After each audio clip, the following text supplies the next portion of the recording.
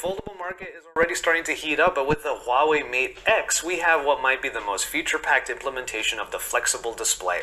Welcome to the wallpaper TV of smartphones. Now, by wallpaper TV, I'm talking about most of the phone. The display portion of it, which takes up most of the device when folded out, is really thin. And then over on the side, you have this larger bar, which is where all the bits and pieces for processing are. That includes the USB-C charging port, the 4-camera array. We don't have a whole lot of information about the actual cameras, but it looks like there are 4 of them on the side.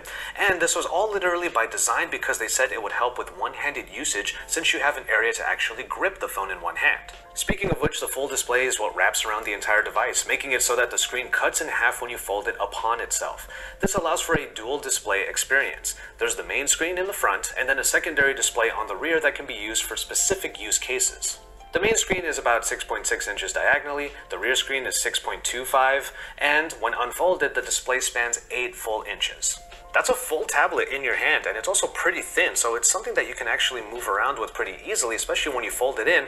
When it's folded, it's only about 11 millimeters thick, which sounds like a lot, but it might actually be the thinnest one so far in this year's foldable market. Powering the Mate X is the Kirin 980 along with the Balong 5000. Performance should be good for core usage, but multitasking is going to be taken to the next level when the 8-inch display is split for 2 full-sized applications running at once. And also, you might have heard already that this is going to be a 5G enabled device. There's a lot of hubbub around this phone actually being really fast on mobile networks. And that 4500 mAh battery will hopefully be enough to keep the phone going for a decent amount of time, though 55-watt supercharge will be able to top it up to 85% in just 30 minutes. Alright, so we're going to talk about the cameras. I don't think in my shots I actually had a really good looking shot of the 4-camera array, but it looks like there's 4 of them, and they're all in a line in that bar.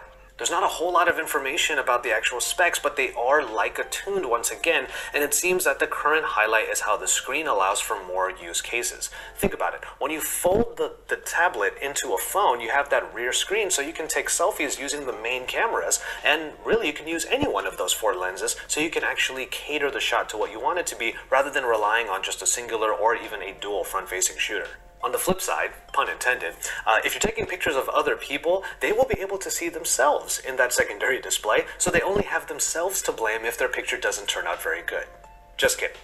I can see a lot of use cases for the unfolded screen, but I'm still wary about what it would actually be like to carry this thing all over the place. I would really be excited to have a big screen for media capabilities, for gaming, and I'm sure Huawei will make sure the cameras are still high quality. But I want to know what all of you think. We already saw the Galaxy Fold, and I do have a little bit of a perspective to share on that once I have a moment to put that video together this week. But foldables in general.